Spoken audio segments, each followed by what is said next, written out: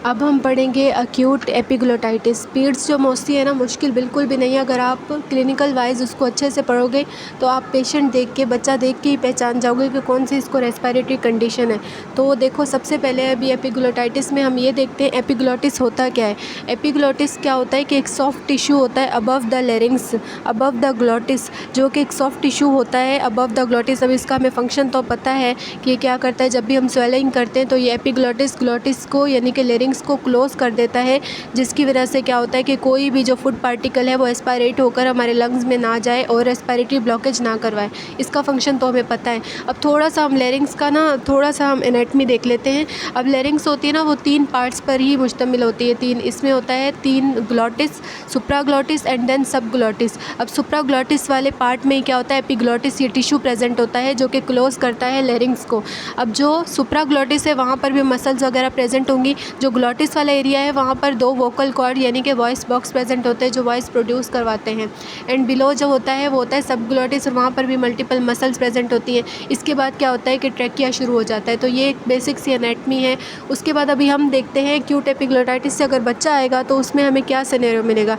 पहले तो देखो, एज भी बहुत डिपेंड करती है कि एज होगी मोस्टली ना, बच्चा 2 साल से 10 साल तक जितने भी बच्चे होते हैं ना, उनमें ज़्यादा चांसेस होते हैं एपिग्लोटाइटिस होने के। अब देखो, 6 ईयर ओल्ड बॉय है, वो प्रेजेंट करा इमरजेंसी में विद 3 आवर्स एक्यूट हिस्ट्री है उसको हाई ग्रेड फीवर की। मतलब वो बोलेंगे अभी 3 घंटे से उसको बहुत ज़्यादा तेज़ बुखार शुरू हो गया है, और उसके बाद सोर थ्रोट भी है उसको। Child appears anxious and toxic. अब टॉक्सिक का मतलब ये होता है कि बच्चा बिल्कुल क्या होगा, रेस्पिरेटरी उसको प्रॉब्लम हो रही होगी, हाई ग्रेड फीवर होगा बच्चा, टेकिपिनिक होगा बच्चा, और बिल्कुल आपको देखने में लगेगा कि बच्चा बहुत ज़्यादा सिक है। इसको हम बोलते हैं कि टॉक्सिक लुक होगा बच्चे का। उसके बाद होगा देयर इज़ माइल्ड इंस्पायरेटरी स्टाइडर। अब क्यों इंस्पायरेटरी स्टाइडर, क्योंकि एपिग्लोटिस क्या होता है, वो अबव द ग्लोटिस प्रेजेंट होता है, टिश्यू होता है। अगर यही स्वॉलन होगा तो जब भी कोई एयर एंट्री होगी लेरिंग्स के अंदर तो वो क्या होगा, एक वॉइस प्रोड्यूस होगी जिसको हम बोलते हैं स्टाइडर। और वो कौन से, ड्यूरिंग इंस्पायरेशन प्रोड्यूस होगी, इसलिए हम बोलते हैं इंस्पायरेटरी स्टाइडर भी प्रेजेंट होगा बच्चे में।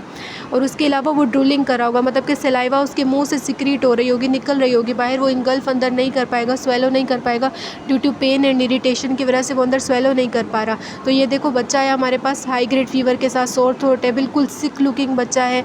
और इंस्पायरेटरी स्टाइडर जब भी हमने स्टेथ से देखा तो उसमें प्रेजेंट है, और वो बाकायदा उसकी जो मतलब कि सलाइवा है वो उसकी ड्रूलिंग हो रही है सलाइवा।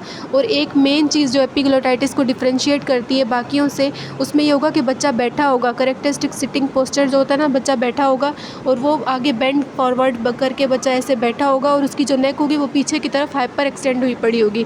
तो अभी देखो, बच्चा है हमारे पास ऐसे आगे लीनिंग फॉरवर्ड करके बैठा हुआ है, उसकी नेक पीछे की तरफ हाइपर एक्सटेंडेड है, जितनी भी सलाइवा है वो ड्रूल कर रहा है, बिल्कुल उसको हाई ग्रेड फीवर है, सोर थ्रोट है, और बिल्कुल जो टॉक्सिक लुक होता है, बिल्कुल सिक लुक है, बच्चा ऐसे लग रहा है। तो फिर हमें ये बिल्कुल केस पता चल जाएगा कि अक्यूट एपिग्लोटाइटिस का केस है। अब हम आगे इस पूरे केस को देखते हैं कि डेफिनेशन क्या है। अक्यूट एपिग्लोटाइटिस का मतलब क्या है कि इन्फेक्शन या इन्फ्लेमेशन ऑफ एपिग्लोटिस, और साथ में जो सराउंडिंग में उसके एरी एपिग्लोटिक फोल्ड प्रेजेंट होती है, और जो एरिथनॉइड्स सराउंडिंग पे टिश्यू एपिग्लोटिस के प्रेजेंट होता है, साथ साथ उसकी भी इन्फ्लेमेशन हो जाती है। अब एपिडेमियोलॉजी के मतलब कि कितनी इसकी अकरेंस होती है। अब वो मोस्टली ये होता है विंटर सीजन में होता है, और लेस दैन 2 ईयर के बच्चों में इतना ज़्यादा कॉमन नहीं है, रेयर होता है। मोर देन 2 ईयर्स के बच्चों में ये बहुत ज़्यादा कॉमन होता है। अब बाकी हमने देखे थे टॉन्सिलाइटिस, एडिनॉइड्स जो थे, और फेरेंजाइटिस, वो मोस्टली वायरल होते थे और बैक्टीरियल भी कॉज हो सकता था उनका। लेकिन ये जो होता है मोस्टली बैक्टीरियल होता है, और उसमें भी मोस्ट कॉमन जो बैक्टीरिया होता है ना, वो हीमोफिलस इन्फ्लुएंजा टाइप बी है जो एपिग्लोटाइटिस करवाता है। अब हम देखते हैं कि क्लिनिकल फाइंडिंग क्या होंगी जब भी बच्चा हमारे पास आएगा, तो क्या क्या सिम्टम्स होंगे और क्या क्या उसके साइन होंगे। तो पहले तो अपर रेस्पिरेटरी ट्रैक्ट इन्फेक्शन के साइन से आएगा। कैसे, पहले उसकी माँ बोलेगी कि इसको नेज़ल राइनोरिया था, मतलब कि नेज़ल डिस्चार्ज था, थोड़ा सा माइल्ड फीवर था, कफ से हल्की हल्की जो ऐसी माइल्ड सी कफ थी वो थी।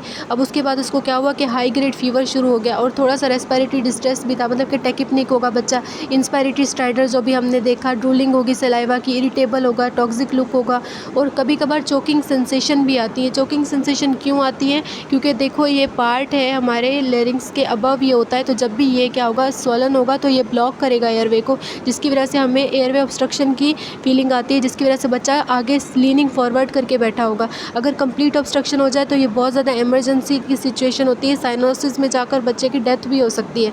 और फिर हमने एग्जामाइन किया with the help of laryngoscope से, जब हमने देखा तो हमें एपिग्लॉटिस बिल्कुल लार्ज और चेरी रेड स्वेलन हमें एपिग्लॉटिस दिखा, जिससे अभी हमारा डायग्नोसिस कंफर्म हो गया कि हाँ ये एपिग्लॉटाइटिस ये। पहले तो हमने क्लिनिकल पूरे फीचर देखे, बच्चा कैसे बैठा है, ड्रूलिंग वगैरह हो रही है, और फिर हमने क्या किया, लेरिंजोस्कोप लिया, एग्जामाइन किया, हमें लार्ज और चेरी रेड एपिग्लॉटिस मिला, तो उससे तो पक्का डायग्नोज हो गया। अभी भी डायग्नोज नहीं हुआ तो अब हम डायग्नोसिस पे जाते हैं। अब डायग्नोसिस में सबसे पहले हमने सीबीसी करवाई। सीबीसी में हमें पता है जब भी इन्फेक्शन एक्यूट होता है तो उसमें WBC count mostly neutrophils increase हो जाते हैं, 10,000 मिलीमीटर क्यूब वो इंक्रीज़ हो जाएंगे। उसके बाद क्या होगा, हमने डायरेक्ट विजुअलाइजेशन की लेरिंजोस्कोप से, हमें लार्ज स्वॉलन इरिथमेटस एपिग्लॉटिस मिला।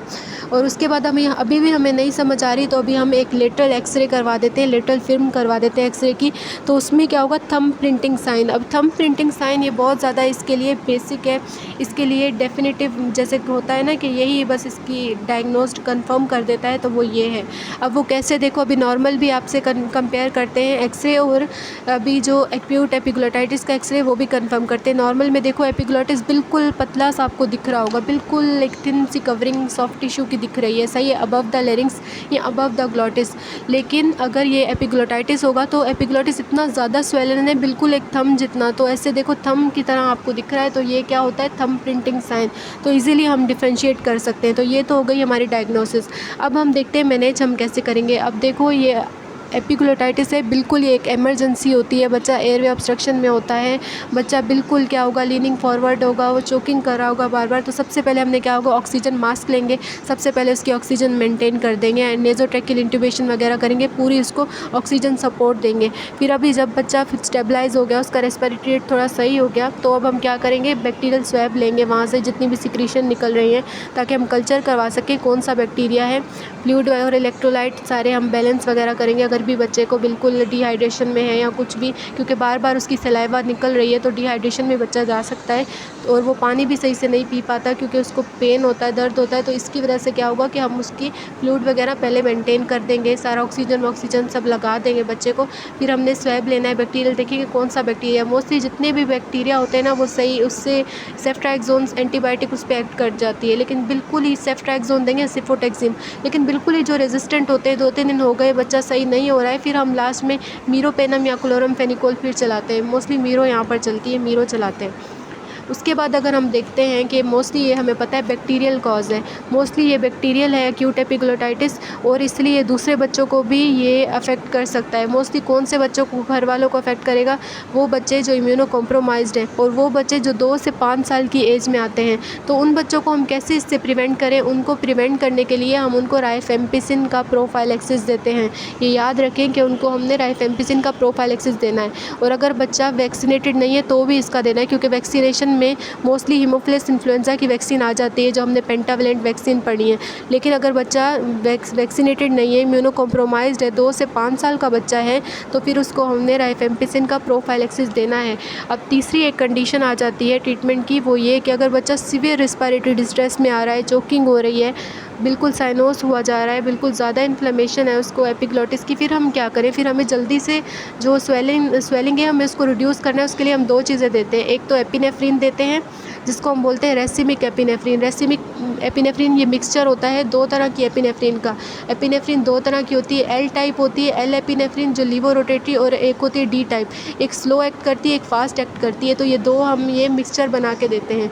और दूसरा हम देते हैं बच्चे को कॉर्टिकोस्टेरॉइड, ताकि वो जितनी भी इन्फ्लेमेशन है वो कम कर सके, और ब्लड वेसल जितनी भी है वो कॉन्स्ट्रिक्ट कर सके, ताकि सिक्रीशंस कम हो और बच्चे का थोड़ा एयरवे है वो पेटेंट हो और वो सही से सांस ले सके। अब ये देते कैसे हैं, ये मोस्टली हम देते हैं नेबुलाइजेशन के ज़रिए, भाप के ज़रिए। उसमें हम मिक्सचर डाल देते हैं, जो मशीन होती है नेबुलाइजेशन मशीन है, उसमें डाल देंगे और फिर बच्चे को भाप के ज़रिए मिक्सचर देते हैं, चाहे वो एपिनेफ्रिन का मिक्सचर हो, चाहे वो कॉर्टिकोस्टेरॉइड्स हो। मोस्टली यहाँ पर जो कॉर्टिकोस्टेरॉइड्स है वो मोस्टली सोलोकॉर्टिव के नाम से होते हैं, जो हम नेबुलाइजेशन मिक्सचर में डाल के बच्चे को देते हैं। तो ऐसे पूरा देखो, ये एक हमने सीरीज़ वाइज हमने देखा। अभी कोई भी बच्चा आपके पास एक्यूट एपिग्लॉटाइटिस से आए तो आप केस देखकर इजीली पहचान लो कि आपको कैसे उसको देखना है और कैसे मैनेज करना है। अब थोड़ा थोड़ा सा इसका प्रोग्नोसिस देख लेते हैं। मोस्टली तो इसका प्रोग्नोसिस बहुत ज़्यादा अच्छा होता है, जल्दी बच्चा सही होगा अगर आपने टाइम पे एयरवे वगैरह सिक्योर कर लिया। लेकिन हाँ, अगर आपने सही से टाइम नहीं किया, बच्चा बिल्कुल साइनोसिस में चला गया, तो फिर मसला हो सकता है कि बच्चे की डेथ भी हो जाए।